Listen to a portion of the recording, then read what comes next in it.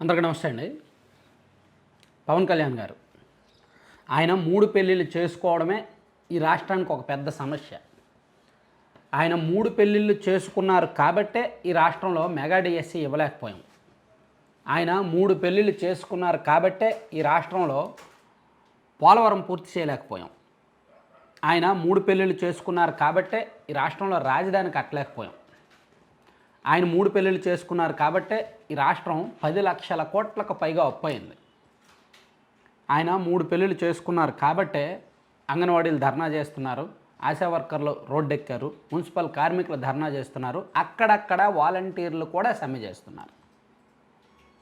నమ్మబుద్ధి అయ్యట్లేదా? సో ఈ రాష్ట్రంలో ఇవన్నీ సమస్యలు, నేను ఇప్పుడు చెప్పిన అన్ని సమస్యలు. ఈ సమస్యలన్నిటికీ పరిష్కారం ఉన్న ఏకైక వ్యక్తి సీఎం జగన్మోహన్ రెడ్డి గారు, ముఖ్యమంత్రి గారు. ఆయన కాన్సన్ట్రేట్ చేస్తున్న ఏకైక వ్యక్తి పవన్ కళ్యాణ్ గారు. పవన్ కళ్యాణ్ గారిని కాన్సన్ట్రేట్ చేస్తూ ఏమైనా విమర్శిస్తున్నారంటే ఏకైక పాయింట్, ఒకే ఒక్క పాయింట్ 3 పెళ్ళిళ్ళు. సో అందుకే పవన్ కళ్యాణ్ గారు 3 పెళ్ళిళ్ళే ఈ రాష్ట్రానికి బహుశా అడ్డమేమో. ఈ రాష్ట్రాన్ని అభివృద్ధి చేయడానికి, ఈ రాష్ట్రంలో అనేక వర్గాల సమస్యలు పరిష్కరించడానికి పవన్ కళ్యాణ్ గారు 3 పెళ్ళిళ్ళు చేసుకున్నారు కాబట్టే విద్యుత్ ఛార్జీలు పెంచుతున్నారేమో బహుశా.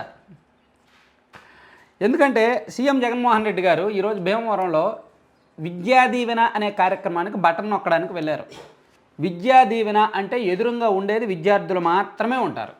విద్యార్థులకు మనం ఏం సందేశం ఇవ్వాలి? విద్యార్థులకు మనం ఏం చెప్పాలి? ఇదిగో మీకు నేను చదివించడానికి ఈ చేస్తున్నాను, ఇలా చేస్తున్నాను, మళ్ళీ మనమే గెలిస్తే మనం ఇలా చేయాలనుకుంటున్నాము, సో మనం ఇలా విద్యా వ్యవస్థను సంస్కరించాము, మన హయాంలో ఇన్ని కాలేజీలు వచ్చాయి, మా నాన్న సీఎంగా ఉన్నప్పుడు ఫీజు రియంబర్స్మెంట్ని తీసుకొచ్చారు, నేను దాన్ని విద్యా దీవెనగా అమలు చేస్తున్నాను, సో ఇంకా ఏమైనా సమస్యలు ఉంటే చెప్పండి, విద్యా వ్యవస్థను ఇంకా సంస్కరిద్దాం, మన రాష్ట్రం ఉన్నత చదువులు చదవాలి, మీరందరూ కూడా చక్కగా చదువుకొని మన రాష్ట్రానికి మేధస్సు పంచాలి, మన రాష్ట్రంలో మీకు ఉద్యోగ అవకాశాలు కల్పిస్తాం, ఉపాధి అవకాశాలు కల్పిస్తాం, మన రాష్ట్రానికి మీరు ఉజ్వల భవిత, ఇవి మనం చెప్పాలి. ఒక సీఎం స్థాయిలో, ఒక ముఖ్యమంత్రి స్థాయిలో ఎదురుగా విద్యార్థులు ఉన్నప్పుడు వాళ్ళకు 4 చిలక పలుకులు పలకాలి, వాళ్ళల్లో ఉత్తేజం రావాలి, వాళ్ళల్లో ఒక ప్రేరణ కలగాలి, వాళ్ళల్లో ఒక లక్ష్యానిర్దేశం జరగాలి.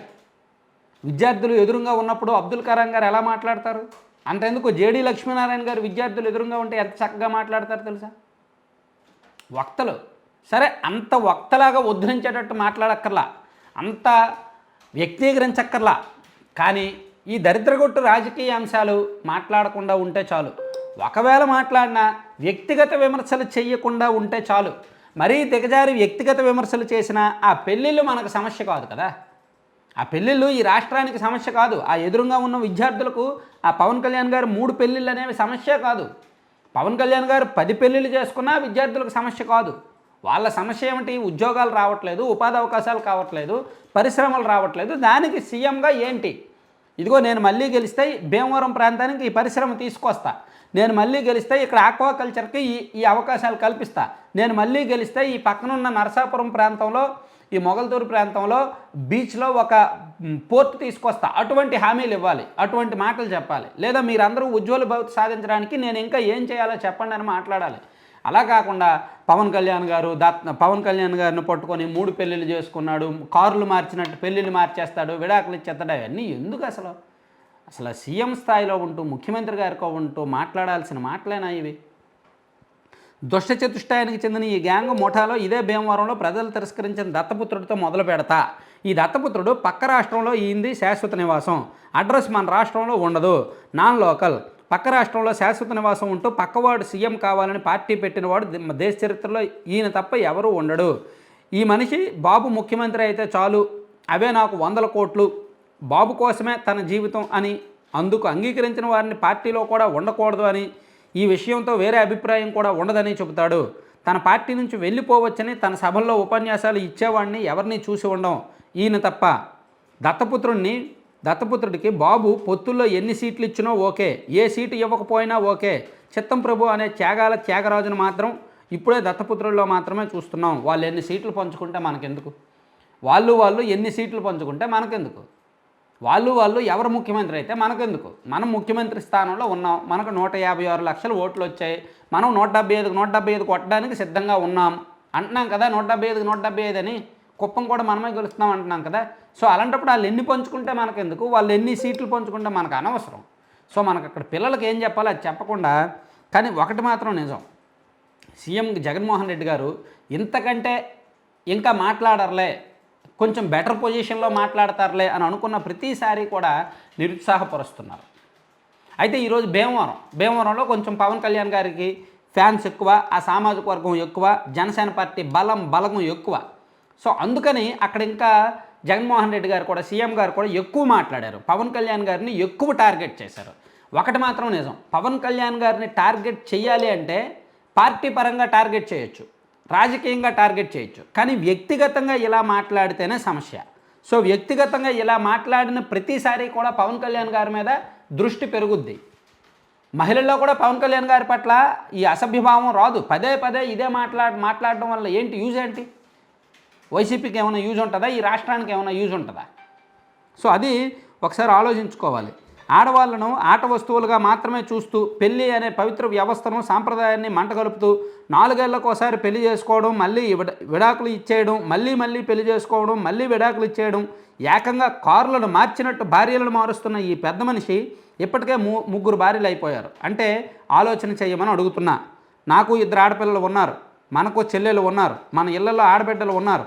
ఇలాంటి వారు నాయకులు, ముఖ్యమంత్రులు, ఎమ్మెల్యేలు అయితే ఇలాంటి వారిని ఇన్స్పిరేషన్గా తీసుకొని ఇదే మాదిరిగా ప్రతి ఒక్కడూ చేయడం మొదలు పెడితే మన ఆడబిడ్డల పరిస్థితి ఏమిటి, మన చెల్లెల పరిస్థితి ఏమిటి?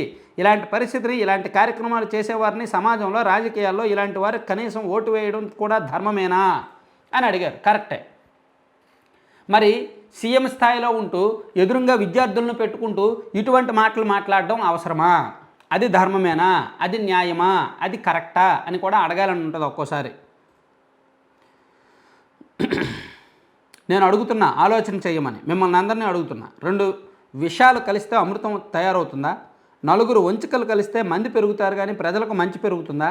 ఒకరేమో పిల్లనిచ్చిన మామ, సాక్షాత్తు ఎన్టీ రామారావు వెన్నుపోటు పొడిచిన క్యారెక్టర్ ఒకరిది. ప్రతి ఎన్నికల్లోనూ ప్రజలకు రంగురంగుల మేనిఫెస్టోలు చూపిస్తారు. ఎన్నికలు అయిపోయిన తర్వాత ప్రజలను మోసం చేస్తారు.